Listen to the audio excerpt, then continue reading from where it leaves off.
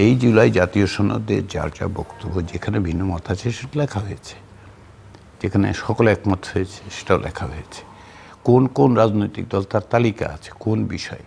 ফলে বিএনপির যে সমস্ত আপত্তি, বা অন্য দলের, শুধু বিএনপি নয়, এটা বললে বিএনপির প্রতি মানে অন্যায্য করা হবে। অন্য দলে তো কিছু কিছু বিষয় আপত্তি করেছে, সেগুলো তো আছে এখানটায়। এবং এখন যেটা করা হয়েছে আদেশের মধ্যে, সেটা হচ্ছে সবগুলো যেগুলো সংবিধান রিলেটেড, কারণ এই যে 84টা, তার মধ্যে সংবিধানের বাইরের বিষয় আছে, কিছু কিছু অধ্যাদেশ দিয়েও করা হচ্ছে। এটা রাজনৈতিক দলগুলো একমত হয়েছিলেন যে কিছু আদেশ দিয়ে করা হবে, অফিস অর্ডার যেটাকে আমরা বলি, কিছু অধ্যাদেশ দিয়ে করা হবে, করা হয়েছে কিছু কিছু অধ্যাদেশ দিয়ে। আর সংবিধানের বেশ কিছু বিষয় যেহেতু জনগণের অংশগ্রহণটাকে আরও নিশ্চিত করা দরকার, তো সেটা কি, যেমন ধরেন রাজনৈতিক দল, আমরা 30টা রাজনৈতিক দল ওই জোটের সাথে কথা বলেছি, এখন তারা একটা বড় অংশের প্রতিনিধিত্ব করেন, নিঃসন্দেহ করেন, কিন্তু আবার এর বাইরেও তো লোক আছে, তাদের মতামত নিতে হবে। জনগণের যে ক্ষমতা, সেটা হচ্ছে কনস্টিটিউয়েন্ট পাওয়ার। মানুষ একবার, বাংলাদেশের মানুষ জুলাই গণঅভ্যুত্থানের মধ্যে দিয়ে তার কনস্টিটিউয়েন্ট পাওয়ার এক্সারসাইজ করেছে। আমরা বলছি যে গণভোটের মধ্যে দিয়ে তারা আরেকবার কনস্টিটিউয়েন্ট পাওয়ারটা এক্সারসাইজ করবে। যে কারণে লক্ষ্য করুন, ত্রয়োদশ জাতীয় সংসদ একই সঙ্গে সংবিধান সংস্কার পরিষদ বলে 180 দিন কাজ করবে। খুব লিমিটেড কনস্টিটিউয়েন্ট পাওয়ার দেওয়া হচ্ছে তাদেরকে। কারণ কি? কারণ হচ্ছে যে একটা সংসদ তার অ্যামেন্ডমেন্টের পাওয়ারটা থাকে, সেটা আবার আপনি আদালতে প্রশ্ন করতে পারেন, তাই তো? আর সেটা খুব লিমিটেড, সেটা কিন্তু সে পারবে না মূলনীতির পরিবর্তনের। কিন্তু সেটাই যে সে মানবে তার কি গ্যারান্টি আছে, যারাই ক্ষমতায় যান না কেন? মানে সেটা রাজনৈতিক দলদেরকে বলুন, জিজ্ঞাসা করুন।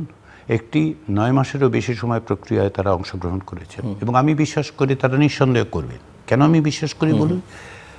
দেখুন জিল্লুর, জাতীয় ঐকমত্য কমিশন যখন তৈরি হয়, তখন অনেক লোক অত্যন্ত নেতিবাচক মন্তব্য করেছেন, অনেক লোক বলেছেন, ব্যক্তিগতভাবে আমাকেও কেউ বলেছেন যে 2 দিন এদের বসা রাখতে পারবেন না। প্রাথমিক পর্যায়ে আমরা যখন দলগুলো এবং জোটগুলোর সাথে আলাদা আলাদা কথা বলছি, তখন অনেকে আমাদেরকে বলেছেন যে দরজার আড়ালে কী হয় তা তো টের পাই না। কিন্তু এটাও কিন্তু খুব ওপেন ছিল, প্রত্যেক দিন, প্রত্যেকটা আমরা ব্রিফ করিনি, রাজনৈতিক দলগুলো ব্রিফ করেছে, তারা যা বলতে চেয়েছে বলেছে, তারা ভেতরে কি বলেছে। তখন আমাকে বলেছে ওই ভেতরে বলে পারছেন, 2 দিন পরে পারবেন না। আমরা 30টা রাজনৈতিক দলকে নিয়ে যখন বসার কথা বললাম, অনেকে আমাকে বললো যে সত্যি সত্যি হাক্করি কথা, ওকে একজন বলেছেন যে একটু বাড়ি চেয়ার নিয়ে বসেন। 54 সালে পার্লামেন্টে গিয়েছিল, আপনার নিশ্চয়ই মনে আছে। আমি বলছি না, আমি তা মনে করি না। আমি মনে করি রাজনৈতিক দলগুলোর আন্তরিকতা আছে, এবং তারা সেই আন্তরিকতা দেখিয়েছেন। 9 মাস ধরে নিজেদের সাংগঠনিক বহু ক্ষতি স্বীকার করে রাষ্ট্র সংস্কারের জন্য তারা আলাপ আলোচনা করেছে, সহনশীল আচরণ করেছেন, প্রত্যেকের প্রতি প্রত্যেকে শ্রদ্ধাশীল থেকেছে। তারপরে আপনার কি মনে হয় যে তারা এখান থেকে বিচ্যুত হবেন? আমি কিন্তু এখন পর্যন্ত এই নেতিবাচক ধারণা থেকে শুরু করতে চাই না। আমরা 2026 সালে আছি, 2024 সালের গণ অভ্যুত্থান ঘটেছে। রাজনৈতিক দলগুলোর মধ্যে এই আকাঙ্ক্ষাটা, জনগণের আকাঙ্ক্ষাটা তো তারা বুঝতে পারেন, তারা তো রাজনীতি করে, দল করে। একটা 12 তারিখের নির্বাচন নিয়ে অনেকের মধ্যে যেমন আশাবাদ আছে, অনেকের মধ্যে শঙ্কাও আছে যে শেষ পর্যন্ত নির্বাচনটা কেমন হয়। এবং অনেকে মনে করেন যে এই ত্রয়োদশ জাতীয় সংসদ নির্বাচন এবং গণভোট একসঙ্গে মিলিয়ে ফেলাটা একটা জটিলতা তৈরি হবে। কারো কারো মধ্যে বিভিন্ন সময় আমাদের এখানে আলোচনা করেছেন যে গণভোট সম্পর্কে মানুষ অ্যাওয়ারই না। তারপরে এই যে 4টে বিষয়ে সে হ্যাঁ না ভোট দেবে, সেটা সে কতখানি বুঝে না বুঝে মানে দেবে কিনা। আবার এই প্রশ্ন আছে যে যতগুলো বিষয় এই যে সবার ঐকমত্যের ভিত্তিতে যেটা আপনারা চার্টারে নিয়ে এসেছেন, সেটা সবগুলো বিষয় একজন ইন্ডিভিজুয়াল তো একমত নাও হতে পারে। তো তার রিফ্লেকশনটা কিভাবে হবে? যে 10টা বিষয় থাকলে আমি 8টা বিষয়ে একমত, 2টো বিষয়টা আমি সেটা আমি কিভাবে প্রকাশ করব? সো এই জায়গাগুলো, এবং এখন আপনারা যেহেতু ক্যাম্পেইনে আছেন, আপনি নিজেও ঢাকার বাইরেও বিভিন্ন জায়গায় যাচ্ছেন, অন্যান্যরাও যাচ্ছেন, সরকারের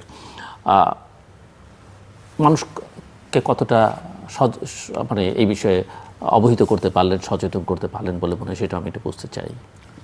অনেকগুলো প্রসঙ্গ একটা একটা করে বলি।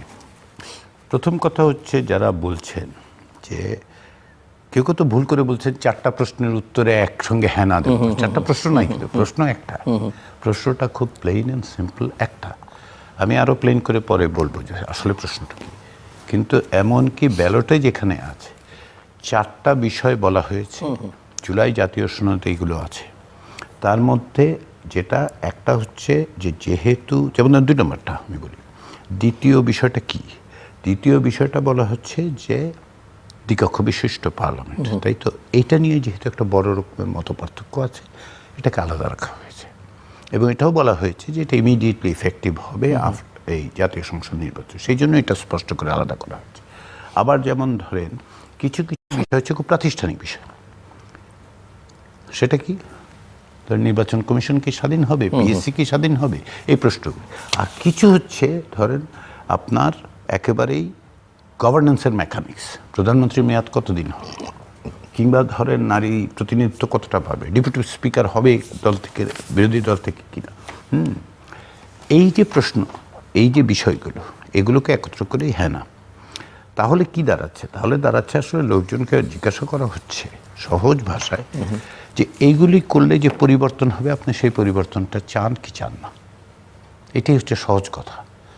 একেবারে সহজ বিষয় হচ্ছে আপনি কি বিদ্যমান ব্যবস্থায় রাষ্ট্রের প্রতিষ্ঠান এবং রাষ্ট্র পরিচালনার ক্ষেত্রে পরিবর্তন চান না চান না? এখন বলবেন যে এত কিছু, দুইটায় একমত হলাম, দুইটায় দ্বিমত করলাম, আমি প্রতিষ্ঠানের স্বাধীনতা চাই।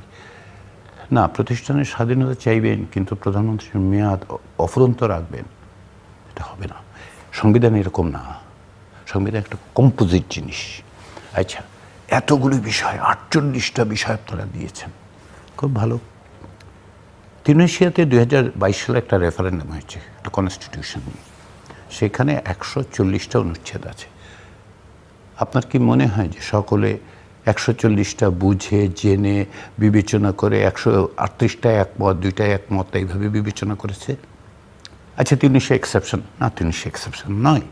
কেনিয়াতে যে রেফারেন্ডাম হয়েছে কনস্টিটিউশন নিয়ে, সেইখানে সব মিলে 260টা অনুচ্ছেদ আছে। প্রশ্ন হচ্ছে যখন আপনি এরকমই আরও উদাহরণ দিতে পারি, আমি অসংখ্য উদাহরণ দিতে পারি।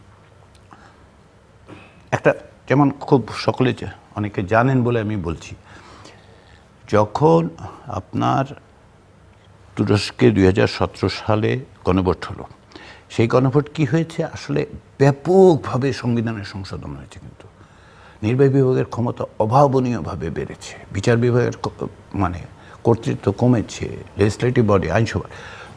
18টা প্রশ্ন, একটাই উত্তর, হ্যাঁ অথবা না। কারণটা কি জানেন? এগুলি খুব ইন্টার রিলেটেড বিষয়। ক্ষমতার ভারসাম্য আমি তৈরি করব কি করব না, সেই প্রশ্ন প্রধানমন্ত্রী আদৌ রাষ্ট্রপতিকে পরামর্শ দিতে পারবেন কিনা, এটা সঙ্গে সংশ্লিষ্ট।